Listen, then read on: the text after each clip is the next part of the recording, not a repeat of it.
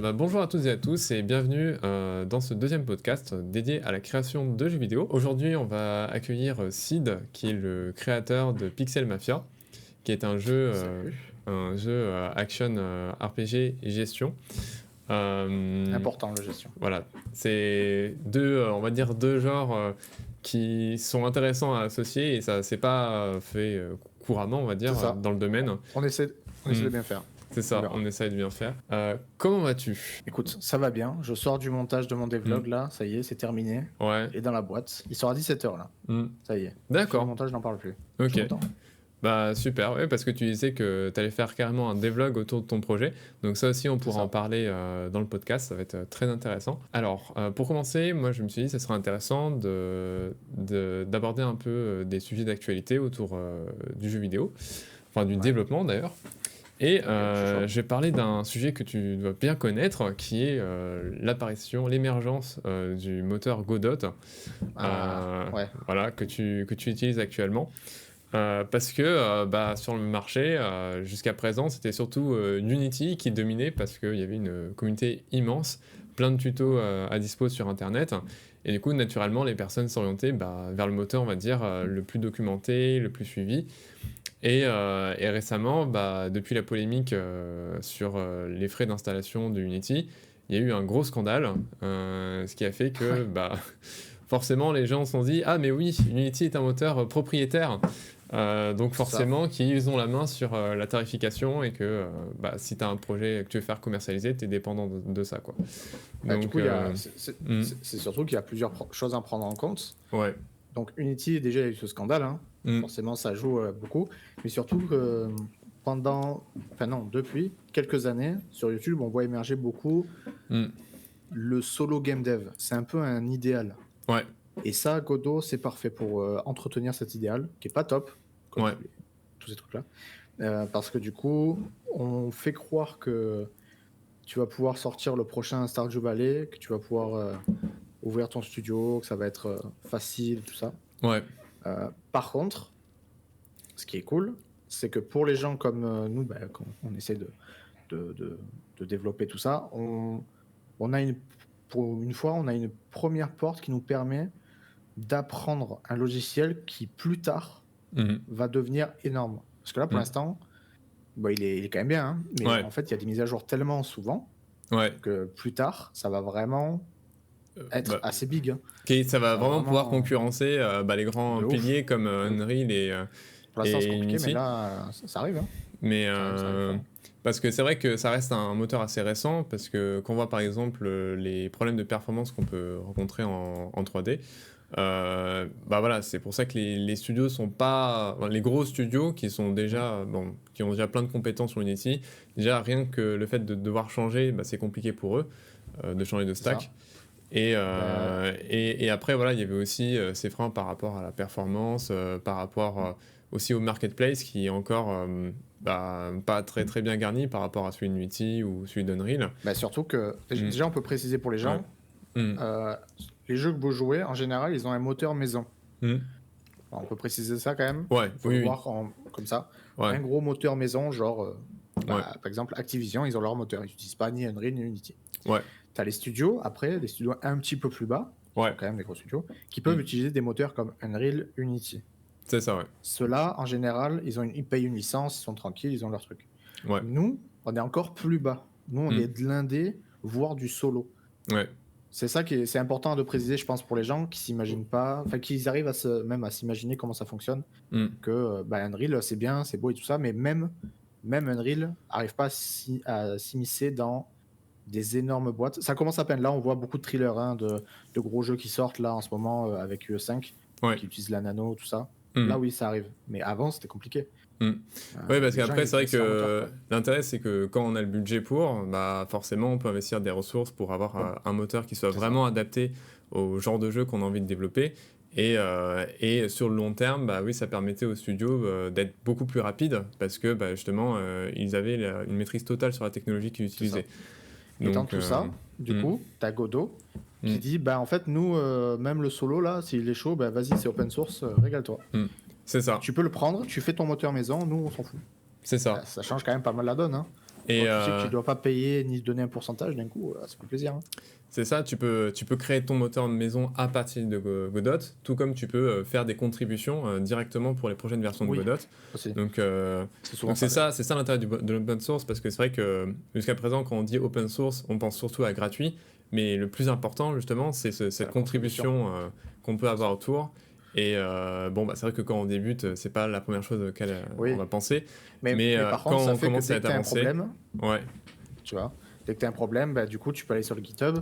Tu as le GitHub déjà en ligne et tu vas pouvoir aller dessus, dire voilà, j'ai tel problème, comment on arrive à mon problème. J'ai fait telle action. Et tu as les contributeurs qui vont faire ces actions-là. Ils vont dire ok, vas-y, on va travailler dessus. Ils rentrent dans le calendrier, on va travailler dessus s'il y a un problème avec le moteur. Et là, comme ça avance, c'est pour ça que ça avance vite. C'est pour ça que là, moi, j'ai commencé il y a 1 an, je crois, avec. On était en 3.5, on est en 4.2.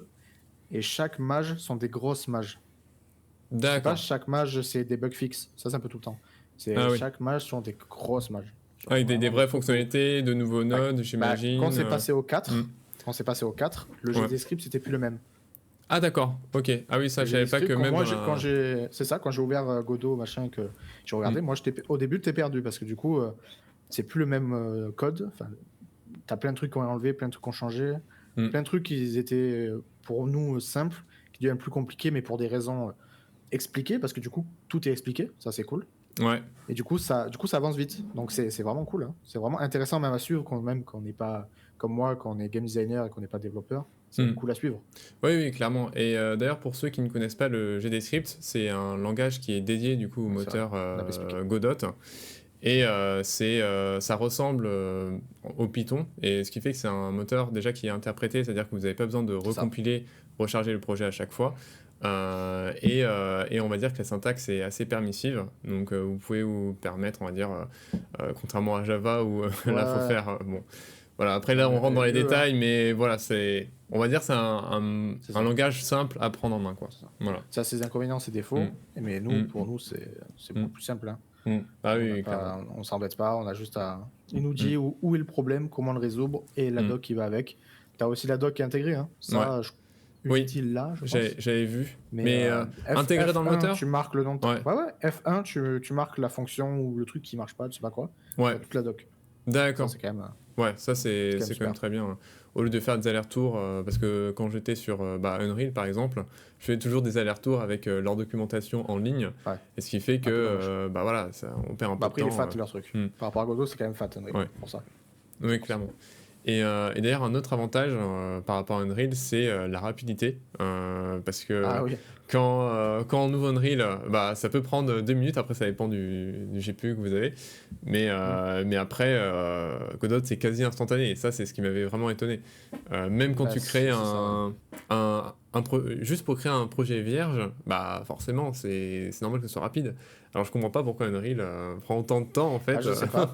Mais ils ont pris parti de pouvoir tourner sur des petits PC. C'est pour ça que quand tu le lances, t'as 3 modes. Ouais. T'as le mode Forward Plus. Ouais. Donc c'est le mode qualité extra. Ouais. T'as le mode qui mélange les deux, donc c'est comment ils appellent, compatibility, je crois. Tu parles bien de Godot, c'est ça? Des Godot. En fait, tu as 3 modes. Quand tu crées un projet, tu peux choisir Forward Compatibility ou je sais plus comment il s'appelle, c'est celui qui est le plus bas, qui permet de faire des jeux mobiles en général. Tu vois, en fait, tu vas pouvoir changer ces trucs-là. Donc, par exemple, pour Pixel Mafia, même si c'est de la 2D, on a mis Forward pour les jeux de lumière. D'accord, donc c'est par rapport à la performance, c'est ça que tu comptes utiliser pour... tous les... Après, c'est modifiable à l'intérieur. Mais tout est... Ouais, pour tout ce qui est graphisme, techno, tout ça. Parce qu'il ne faut pas oublier que ça peut tourner sur mobile, sur des petits PC, Linux, Mac et Windows. D'accord. Ça peut tourner sur des petites configs. Ok. C'est hyper intéressant. Franchement, c'est vraiment hyper intéressant. Oui, clairement. Tu héberges ton jeu sur... C'est ce que je fais, même moi, quand je travaille avec des gens. J'héberge mon jeu sur Google Drive, toi. Et on travaille pas en même temps, mais chacun son tour sur le projet, quoi. D'accord, alors que contrairement à un projet Unreal où en général, tu prends 2 packages et ça y est, ça y est, ça fait plus de 50 gigas ton projet. Alors que tu t'affiches un cube, voilà. Pas mal. Donc, non, ok. Très bien. Du coup, moi je me disais, ce serait aussi intéressant de commencer un peu à parler de ton projet. donc Pixel Mafia. Qu'est-ce que c'est que le concept principal de ton jeu?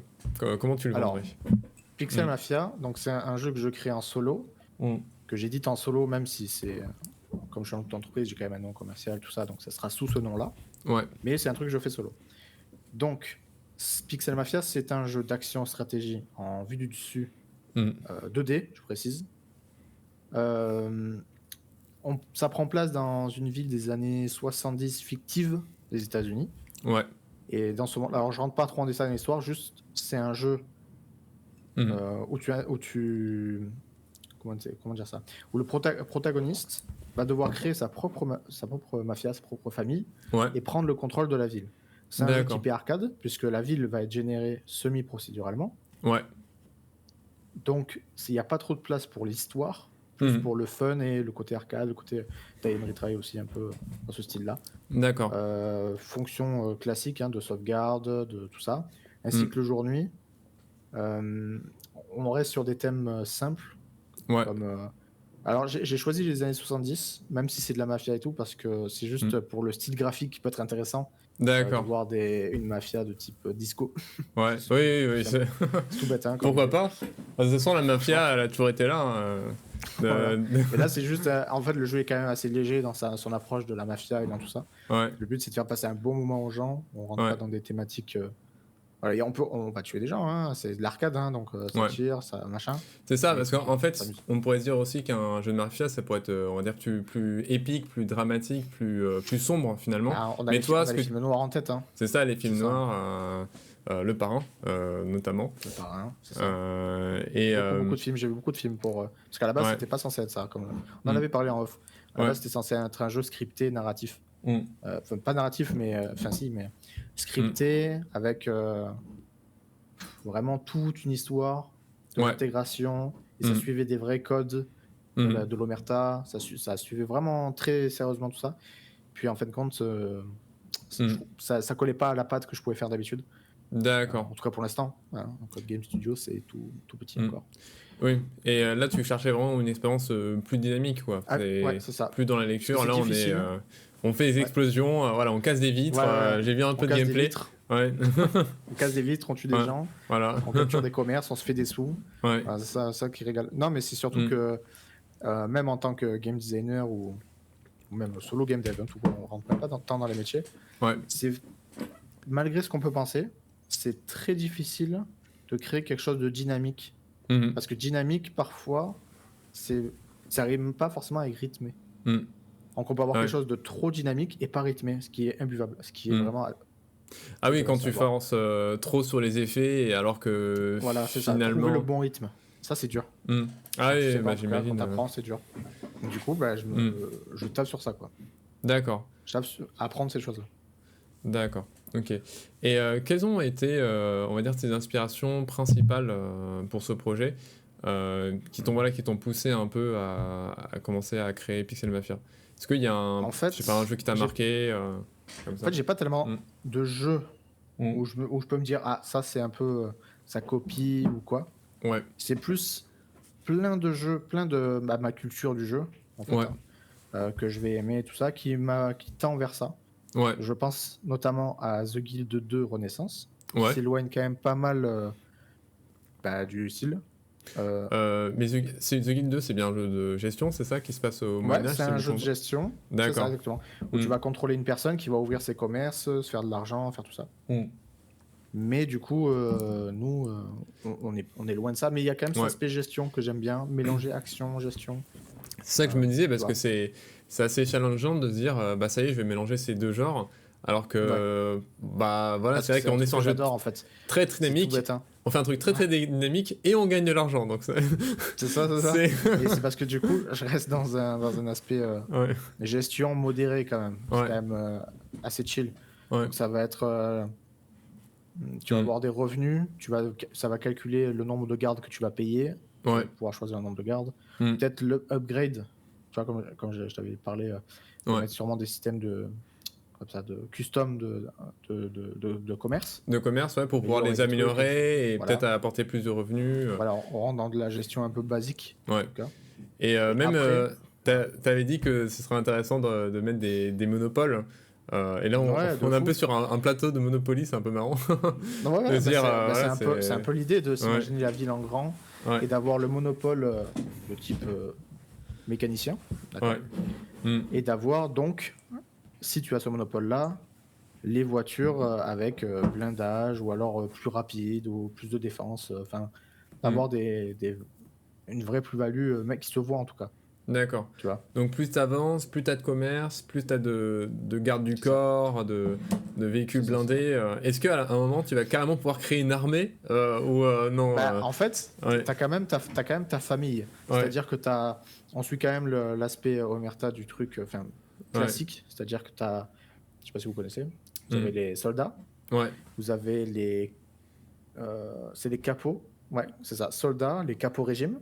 D'accord. Ceux qui sont au-dessus. Et après, tu as le bras droit. Ce sont les grades dans la mafia, c'est ça? C'est ça, c'est les grades. D'accord. Et du coup, tu vas pouvoir avoir des gens que tu vas embaucher, les améliorer, tout ça.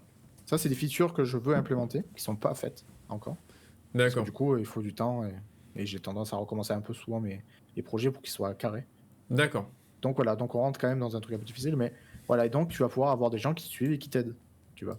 D'accord. Une sorte d'IA compagnon qui va t'aider, que tu vas pouvoir améliorer, etc. D'accord, ok. Et du coup, maintenant que tu as cette idée assez bien construite de ton projet, comment tu as fait finalement pour t'organiser, planifier, chercher les équipes Comment tu as fait pour le rendre concrète, rendre l'idée concrète? Au début, donc il y a la phase de... On peut expliquer aux gens, tu as la phase de pré-production. C'est ce moment-là où il faut écrire, bien planifier, pas se tromper. Ouais. On va se tromper forcément, mais voilà. À ce moment-là, le jeu, il était prévu comme du solo, en full game, en solo. Je pouvais me faire aider d'amis ou de freelance ou quoi, mais ça restait quand même un très petit projet. Ouais. Et je pense que ça va rester comme ça jusqu'à qu'il y ait un certain succès, s'il y en a un. D'accord. S'il y a un succès, si je vois que ça marche plutôt bien, je vais pouvoir le passer en projet commercial et investir dedans. Et là, du coup, il y aura une équipe, une petite team. Donc, ça sera à ce moment-là, ça sera une GA, donc Game Art, GT, moi, Dev, s'il y a besoin Dev, si ça marche plutôt bien, il y aura un Dev. Et après, ça va rester sur du marketing, ça sera très bien, quoi. Ça sera vraiment le max, quoi. Pour l'instant, je suis seul. Parce que du coup, je vise l'accès anticipé ou l'accès anticipé sur Steam. Ce sera un petit truc. Et du coup, est-ce que tu aurais une date à donner pour la première accès anticipé? Alors, si tout va bien, si tout va bien, novembre. D'accord. Fin novembre, par là. D'accord, ok. Là, on part du principe que je suis pas fou et que je recommence pas encore une fois. C'est officiel, hein, le lien de la page Steam est en description. Le jeu est déjà sorti, on vous l'avait pas dit. Ouais. Déjà dans la description. Non. Mais est-ce que tu as déjà créé une page Steam, même si le jeu est pas lancé, normalement tu peux en créer. La page Steam est créée, un peu tout est préparé. Il reste beaucoup de choses à faire parce que c'est le premier jeu que je vais publier sur Steam, donc il y a un truc que je vais apprendre sur le tas. Ok. Mais c'est déjà sur Steam. Il est pas forcément il est pas ouvert parce que ah oui, donc on peut pas aller sur la page et le wishlister. Pas encore. D'accord. Ça, je vais attendre. Je pense que je vais attendre. En fait, novembre, j'aimerais bien que novembre, ça soit le moment où je vais pouvoir l'ouvrir aux gens. Et il y aura une démo, toute petite démo, et les gens pourront wishlister si ça les intéresse. En fait, je veux fournir la possibilité de wishlist s'il y a une démo. Parce que les gens vont se baser sur des images, tout ça. Bah oui, dommage. Alors que... Mais clairement... Alors que le jeu a un peu de trucs cool à offrir. Si tout se passe bien, en tout cas. S'il n'y a pas de problème. En plus, j'avais lu un article sur ce sujet qui disait que, justement, quand tu mettais une démo Steam sur ta page, ça augmentait justement les pourcentages de wishlist. Ah oui, et donc, par conséquent, les ventes que tu as à la fin, forcément. Parce que, en fait, les gens aiment pas trop... Déjà tu peux pas trop demander aux gens de faire quelque chose pour rien. C'est un peu... Même si c'est juste wishlisté, il y a un peu de mal. Alors que si tu proposes une contrepartie comme une démo, déjà, ça change complètement tout, en fait. Même dans ta manière de faire de la pub. Parce que du coup, quand tu vas faire tes posts et que tu vas dire, s'il vous plaît, il faut wishlist mon jeu que j'ai développé pendant tant de temps, et on va faire, mais il est où le jeu, quoi, c'est ça. Il y a rien, en fait. Les gens sont un peu... on peut le voir comme de la méchanceté de notre côté parce qu'on passe du temps dessus, mais on peut comprendre aussi que les gens ils se disent je vais faire une action. Tu sais, c'est un truc mental quoi. Bah oui, alors qu'il n'y a rien derrière quoi. Oui, c'est ça, clairement. Donc voilà, si je peux te proposer une petite démo, je pense que ça serait une démo avec une map type petite. Ouais. Avec probablement 2 IA et demi, pas plus, voire qu'une. Ok. Et ça sera petit gameplay avec ça montre un peu ce que ça pourrait donner quoi.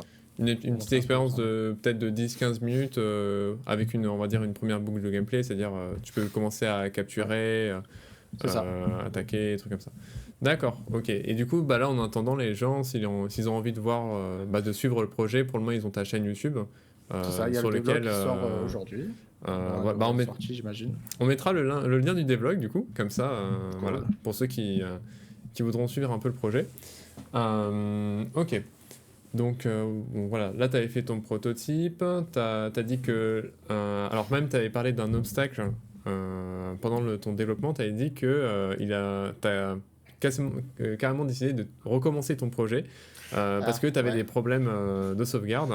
Ça fait c'est un peu les gens quand je dis ça, parce que du coup ils sont là en mode t'as le privilège de faire ça. Alors que s'est-il passé? C'est quoi le drama? Alors, le drama, en fait le drama c'est juste que j'ai fait l'erreur de... Alors j'ai fait un prototype au début, forcément je l'ai arrêté parce que c'était qu'un prototype.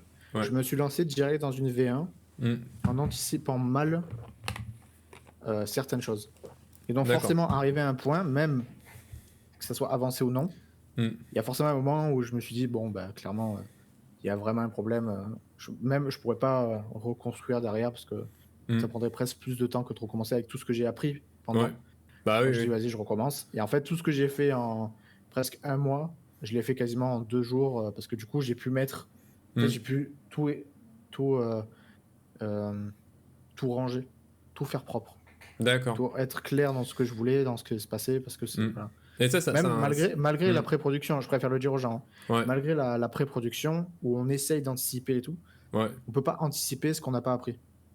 Bah oui, donc, clairement. C'est un moment où tu apprends un truc où tu dis oh waouh, j'avais pas vu ça comme ça. Donc, je suis obligé de recommencer. Donc, que ce soit le système de sauvegarde, que ce soit même le gameplay. En fait, je pensais que le gameplay était correct comme il était. Et en fin de compte, ça manquait pas mal de polish. De polish, et il fallait que tu recommences. Mais oui, effectivement, en fait, le truc, c'est que pour rencontrer cet obstacle, t'étais obligé finalement de faire un projet assez conséquent avant pour te rendre compte que t'avais ton système de sauvegarde implémenté qui était déjà assez volumineux. Mais en fait, on pourrait même pas donner comme conseil pour les personnes qui ont envie de commencer de faire des petits projets pour tester, parce que tu peux pas tester justement si t'as pas déjà un gros projet.